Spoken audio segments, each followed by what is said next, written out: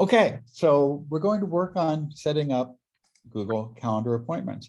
And it's really no more difficult than setting up any sort of appointment in Google Calendar. Um, you can, I mentioned right before we started this that when there was a suggestion that we could use a workshop on this, I explored this a little bit. And I also set up a calendar for the T for Teaching podcast because we always had some complications in trying to arrange times that work for me, for Rebecca and the guests. We have a document, a Google Doc with a list of times, often 10 or 15 times over the next month or two, when Rebecca and I were both free that we'd share. But then when I shared it with guests, and we had a recent podcast recording that will come out in a couple of weeks where we had one guest in the Philippines and one in California. So whenever I shared the list of times, I had to adjust the time zones for each of the guests so that they could easily choose the right time. The nice thing about working with Google Calendar is if you share an invite with people, it will be automatically in the time zone of the person. So if you happen to be teaching a remote synchronous class or an online class, for example, and you want to do office hours, if you store it in Google Calendar and some of your students are in other countries or in other parts of the world, it'll automatically keep it in terms of the local time zone, which is a nice reason for using it. So I'd suggest you open up your own Google Calendar. We'll also use mine just to demonstrate it. This is my regular calendar, and it's kind of busy this week, as you can see. But and the black boxes are mostly Rebecca's calendar because we coordinate that for the podcast. So what I'm going to do is I'm going to create a recurring appointment. Let's say, suppose I want to do office hours and I want to share that with students. And let's say I want to do it right at 4:30, and let's say from 4:30 to let's say 4:30 until 6:30, for example. And once I've done that, all I have to do to make it appointment slots is just change it from an event to appointment slots. And that's the first step. And then the other thing is you add a title so that people looking at the calendar would know what the time is for. So this could be called student hours or something like that, or student appointments. Or you could have different events in there for different purposes if you want to use the same calendar for different things.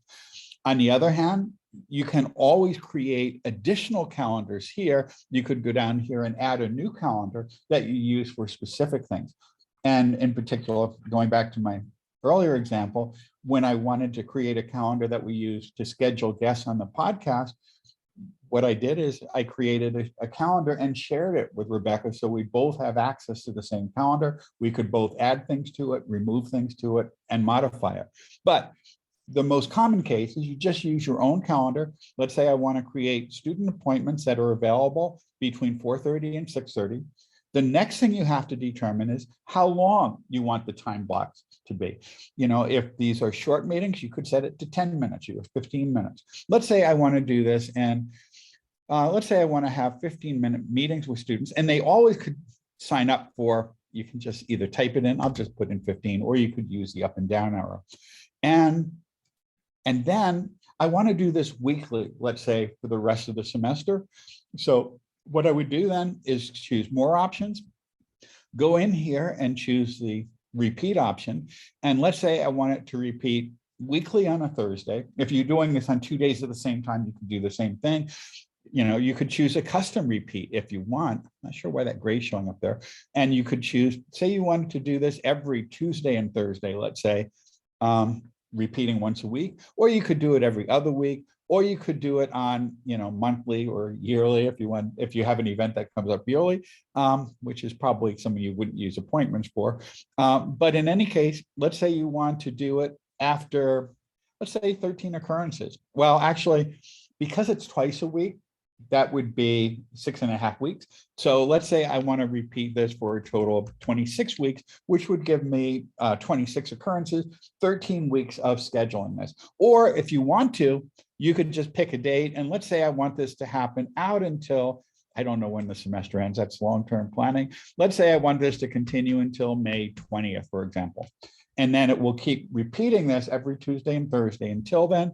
And then if there's times like on class breaks, once I've done this, it's now created these slots. It will create these slots, repeat them every week at this time. And then if there's any days you don't want them, you can go in and delete those specific days. And we'll take an example of that in just a second. So now this is going to create appointments every week where students can sign up anytime when 15-minute intervals between 4:30 and 6:30, any Tuesday or Thursday. And now it is right here and it shows up on my calendar as student appointments. And now if I go into that, you notice there's this link here that says go to appointment page for this calendar. If I click on this, that will take me to a page that I can now share with students. And you guys suddenly become a student in this class, because what I'm going to do is put this in chat. And this is what you would put in email to students, or you would put it in Blackboard. You know, you could put it next to you could have office hours, use this appointment calendar or sign up for office hours at these times. And now in the chat, if you click on this, you should see this view. Okay. And does everyone see that calendar now? You should see something that looks like this. And then if you advance forward by the week, you could see different ones. So if I go to the next week or the next week and so forth, it's going to be every time. Actually, now we're getting into the semester where I do actually have some student hours, because I set up my own hours for the semester that way. But now if you see it, well, I haven't shared it with any students, so they won't have access to this yet. I will get rid of these repeating ones at the end of the session, or I'm going to be booked often on Tuesdays and Thursdays. So could one of you or any of you just sign up for a time slot by just clicking on the box and entering your name in the field?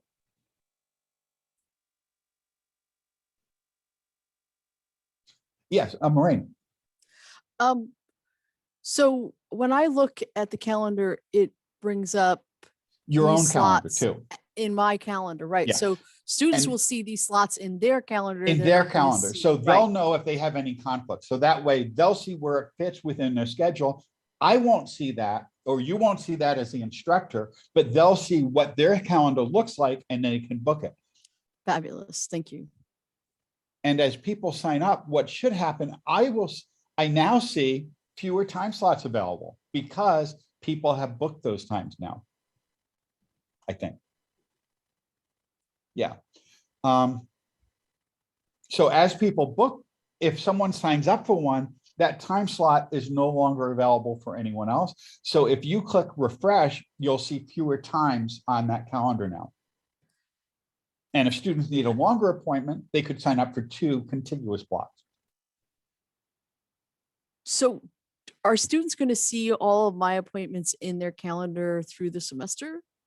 All they will see are the available time slots that you have configured that have not been signed up for yet. But that's going to fill their calendar pretty full, won't it? Like it looks pretty busy. But they could sign up just for the one time. Okay. They wouldn't be signed up for every week at that time, I would hope. So, but they won't see those slots because they will only see the available time slots. Which looks kind of busy, but that's okay. So well, there'll be fewer of them if students sign over up. Time. Over time. Yeah, right. Got it. And then if you get booked for something, if a meeting comes up, you could always delete them before students sign up for it. The other thing, Maureen, is when you go back to your calendar, like as a student, when I go and look at my calendar, I don't see John's slots unless I use the link. Yeah, they have to click on the link to see it. So it won't fill up their calendars unless you're viewing it this way. Yeah. So like this is a separate page almost, you know what I mean? So when I get out of this and I go to my regular Google Calendar, I don't see any slots for John. The only thing you should see is any time slots you signed up for added to your calendar. Got it. Okay. So I'm still looking at your calendar. That's the problem. Right. But if you look at yours now, you'll just see, if you look at it through the link, you'll see, you'll only see the available time slots. And so now if I exit here and go back to my calendar, what I will see now is that it still shows me the same block because this is what was set up, but now I have student appointments at these times for, as people have signed up for it. And I can look and I can see that Grace signed up for this time slot. and that and Hebrew signed up for this one, and so forth. And that's basically, oh, but don't sign up for anything beyond this week, because those are actually supposed to be time slots for my students. I forgot that I had used this calendar. I meant to use the CELT calendar rather than my own, and I messed up on that. In fact, I have the CELT calendar, which I plan to use here, open on my other screen. And it's been a long couple of weeks. But does this make sense? The other thing you could do, and I should have done this at the beginning, is when you create these time slots, if you edit it, one thing you could do is you could choose either, if you don't have Zoom connected to your calendar, which I do because I use Zoom so much, by default, it would say Google Meet. So you could automatically make all the time slots Google Meet sessions. If I make it a Zoom session, what would happen now is, this is the code, it's using the account that we're using right now, but what would happen is it would add that to all the calendar appointments. If you do it with Google Meet, there'd be a separate instance created. If you don't have Zoom integrated, you would end up with a separate Google Meet session for each of these events. And if I put all events in the series, it'll now populate it with that, so that students would automatically get the link within that calendar invite when they signed up. So you could use Google Meet, which is the old Google Hangouts, which creates a new personalized URL for each student that you're seeing. And when you click on the calendar, you'd be able to access it. So would the students. Because this particular calendar is tied to Zoom, it's going to put in the same URL, because I just use one session for everything so that I don't accidentally show up in the wrong room. I'm kind of lazy that way, and it reduces my cognitive load by just having the one session. And that's pretty much it. That all you have to do is create whatever times you want, repeat it as often as you want, determine the time block, and put in some way for students to contact you. If you're going to do this online, either put in either connect it to Zoom, or just paste the URL in there, or leave the default, which should give you the option of setting up a Google Meet session right within that by just clicking the button for Google Meet. I have a couple of questions. Sure. We can put that Zoom link in as part of the recurring. As part of the recurring one, right. And then it would always be that Zoom link. For me, it's easier just to click on one, Yeah, because same as this same. is the room I use for everything. And unless I'm doing, well, for example, when we were doing interviews with people, I set up different Zoom links so that, for faculty interviews, I didn't want one person to bump into someone else interview with a department, for example. So then I did create separate URLs, but otherwise for me, it's easy just to use the same URL. I have another question, but I have so many. I'll wait. If That's okay. somebody else Well, wants to anyway. ask something. John, I'm not seeing any option for Google Meet or Zoom when I go to do Okay, this. Do you know if that's a setting you have to toggle or something? That's a good question. It used to do it automatically. What I am going to do, by the way, though, is so that this doesn't, I'm going to delete this, and this should delete it, I hope, from all your calendars. So this is going to delete all those. So, but it left the ones that are already scheduled. So that will stay, but it will prevent other people from signing up for my Tuesday, Thursday time slots. But so you will get these connections. You don't have to meet with me later, but those would be saved, which makes some sense, because if you want to delete it, but you've already scheduled things, you don't want those to disappear. So, actually, if you share your screen, let's take a look. If you're willing to do that. Sure, I can do that. Because it used to say both for me, and this is when it first disappeared. So this is the one I set up. If I go into edit, I don't have that option under location. And I only have the Zoom one too now. And I used to, what if you go to and I tried to make like a new one too, and I don't. Oh, wait. Like under event, it has that, but under appointment slots, it doesn't. That's odd. I found if you click more options. Okay. Oh, but it's still, sorry. Yeah, it's not there under more options. So I don't know why that is. Well, yeah, if you could go back to the event thing, let's take a look at that one again, because this is still for an event. Okay, so if we do event and then it's The appearing- appointment slots, and let's see. And more options does not give it.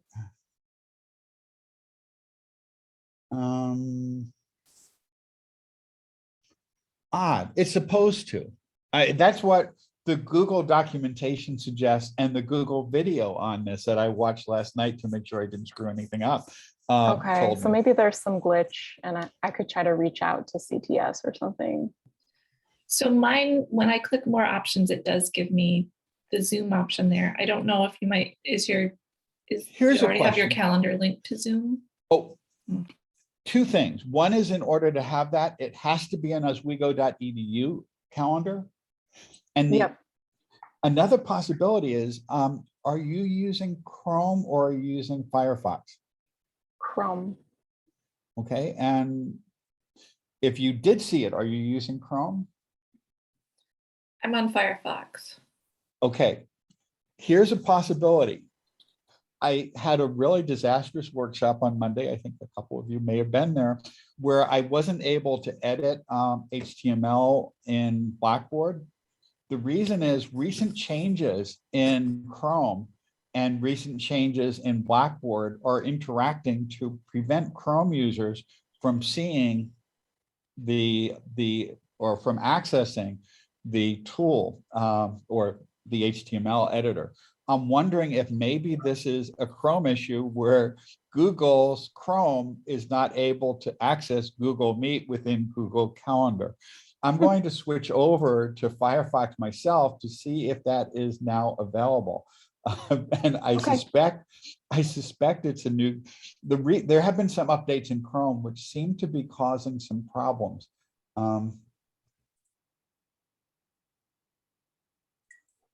Because it's not showing up for me either within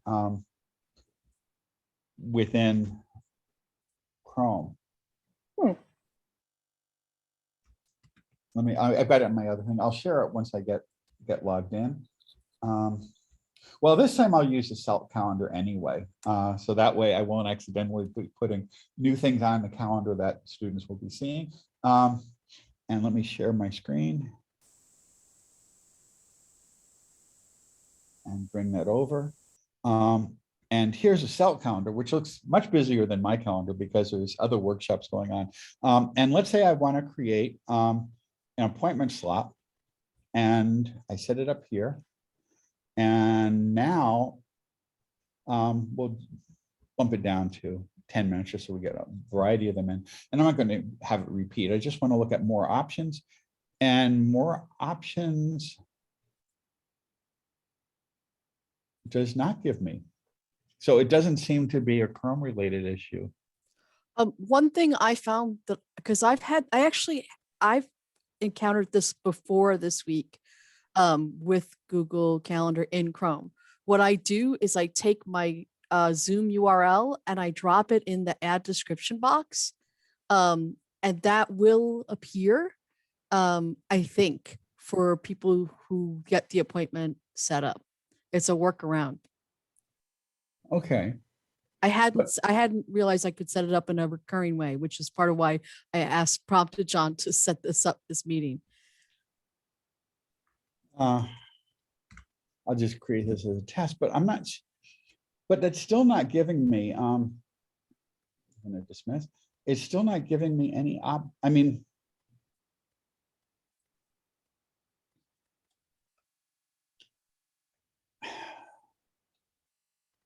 but you are able to see the Google Meet option. Laura. When I click more options, it gives me the make it a Zoom meeting option. Oh, okay. The Zoom meeting option would work if that's connected, but it should by default give you the option of creating Google Hangouts or Google Meet things, but that seems to have disappeared. John, I opened it in Microsoft Edge and it gives me the default, actually it gives me a drop down so I can see both. You Google can Meet see and- both. Yeah. Zoom and Google Meets. I can see both. Okay, let me see if there's a drop down here. If I go in here and I'm going to edit this, I have Zoom. Does it give me the option of more than one? No, it only gives me the one. Oh, wait. There it is. Where? Okay, maybe that's something you have to do now after you have specific appointments. So it doesn't share the URL until you have specific people you're connecting with. So when students reserve a slot before their meeting, you should go in and add Google Meet conferencing. And this gives the URL for this session with Kristen of, it ends with TRT. Okay. And so we'll just go to a next one and try that. And what should happen is if I go to another one, it should give me a different Google Meet URL. So it is working, but it's not in the settings. It's only in the individual connections. And you notice this one ends with JNU. So it is creating separate URLs for each student, but that's only added after people have scheduled. With Zoom, it will create one that'll be the same, whatever you have configured for your calendar for all the appointments. But to get access to the Google Meet, you have to go into the individual appointments that are scheduled, click on embed a Google Meet, and then save it and have them send an update to the student. So that way they'll have the URL. And you could even do that right at the start of the meeting. So when they jump into the calendar and say, well, how do I meet them? It'll suddenly appear there. So as long as you do it before you meet with the students, it'll work. So that was my mistake. I misunderstood how that was supposed to work. And because I had Zoom, I just set it up that way when I was testing this, and I didn't look into the Google Meet option. But the nice thing about the Google Meet option, again, is that it will, it creates a different URL. So if you're talking with one student, other students won't be able to hop in the middle of that session.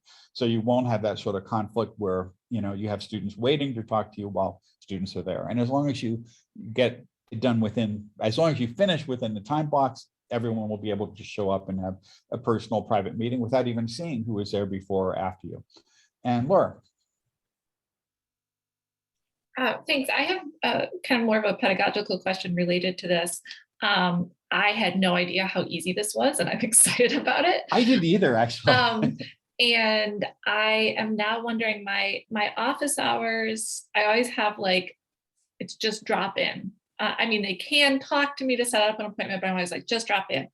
And seeing this, I'm wondering if I should keep it to the just drop in, because sometimes people sign up for appointments and don't come, et cetera. If I should keep it just drop in or share a calendar with my students. I mean, I'd still be there. If nobody signed up, I'm here, you can come. Any thoughts from the crew on that? Either way. I mean, I tell Okay. students to drop in too, but if they schedule it, well, you know, actually when students schedule appointments, I don't find them more likely to show up than if they say they're going to drop in the next day. So I'd be more frustrated, I think, by having a scheduled appointment and students not show if I end up having to wait, or, you know, where I am to meet with them. Sure. Well, if I'm meeting with them in person. I mean, you could fill up much of your calendar with appointments, and the only ones you'd have to be there for would be the ones that are scheduled. And it would give you more indication of when students need to sign up. I mean, this is probably, you could use it for regular office hours and then encourage students to drop in, you know, if they happen to be by your office. But, you know, if you're going to meet with students to give them feedback on a project, this would be Sure. really good. And you could have really short meetings. They Yeah. could be 10-minute sessions and schedule them and just fill up all of your available time for a 3 or 4 day period and then get through it. Or when we're doing advisement, you could have advisement slots. And the only thing you would do is just put in the name there, you know, say advisement and as the title of the event. So Yeah, I'm definitely thinking I'll use it for that. Just we'll have to decide on office hours too. and what should happen is both you and the student should get a notification by email that the appointment was scheduled. So as the instructor, you should get in, or the person that creates the slot should get an email whenever a student schedule something, so you'd get that notice, so you wouldn't have to check. I mean, I'm always on my calendar, but you know, and my calendar is always sending me reminders on my phone in any case, but Maureen. I wanted to first respond to what you said, Laura. I stopped doing appointments a long time ago because the cancellation rate was high, and I was really frustrated. But last semester, so I've been doing standing hours for a long time. I'm exclusively Zoom. And what I found was I was doing standing hours. I had some activity, but then I was playing Twister with my own personal schedule to fit people in, especially in evenings, who had, especially education majors who are student teaching or what have you. And I was doubling my office hours as a result. So that's part of why I really want to try to go back to an appointment system. The question one of, because you utterly lost me a few minutes ago with the whole like you trying to get Zoom connected here. But beyond that, my confusion, my bigger confusion is, how do I make, like, where's the link I drop into Blackboard so students can through Blackboard? All you have to do is click on the first item in the event, and it would say the first, well, because I deleted them, they're not there. But if I go to my regular hours that I've set up this way, and I always say these hours are available and then by appointment. I haven't tried this yet. Right up here, it says go to appointment page for this calendar. So if I click on that, if you click on the first event in that series you created, it will take you to that page, and then you just highlight it and then copy with a Command C or Control C and paste that in. That's the link that you would share with students. But that's for the week. What if I want them to be able to see the entire semester? It is actually showing the entire semester, because you notice up here, what they can do is they can scroll through and see all they don't. Well, but it will always show them the current week. Yeah. Okay. All right. And so they can scroll through, and, you know, I've got the whole semester worth of office hours in there, that the ones that are pre-scheduled anyway. And then I can put that in my signature in my email. So student It could be, advisees sign up for an can't find me appointment otherwise, and right. link it right to that. It's a long URL, so you probably want to use it as a link. Maybe later when I see you at 4:15, we can sort out the other issue that came up just now. Thank you. But it was so much easier than I thought it was going to be. And it's free, and we have it as a tool. When we were interviewing a bunch of people in January 2020, right before the pandemic hit really badly. And I was scheduling people from all over the world in San Diego and trying to schedule things at a time zone that was different than what I was using. I paid like $30 for a month's worth of a calendar just so I could schedule all those things that would show up in San Diego time. I had trouble with this, didn't have as many features back then. So I think I used Calendly or one of the other ones because I needed that ability to share it with other people and so forth. But this works so easily. Kristen. Yeah, I just had a quick question. I'm really excited about this because I spent so much time last semester making appointments for students to come volunteer. So related question, I'm guessing this is a no, but I'm just curious, can you set it up so that more than one student could sign up for a particular appointment? I think what would have to happen is when one student signs up, they could enter both names in it. Okay, but if the students didn't know each other, that slot would disappear from the calendar, That slot right? would disappear, yeah. Okay, I mean, I guess you could put in multiple overlapping events. Two different overlapping time, maybe? I'll have to think about this, but anyway, it's definitely going to be a time saver, even if that's not an option. Yeah, but we do have to end because the 2 o'clock session is about to start, and I think Nicole is here for that. So, but if you have any questions, let me know, and I'm happy to help. Any last questions? Thank you. Okay, I will stop the sharing, stop the recording, and then I'm afraid I'm going to have to bump out just so we could get this video to start rendering.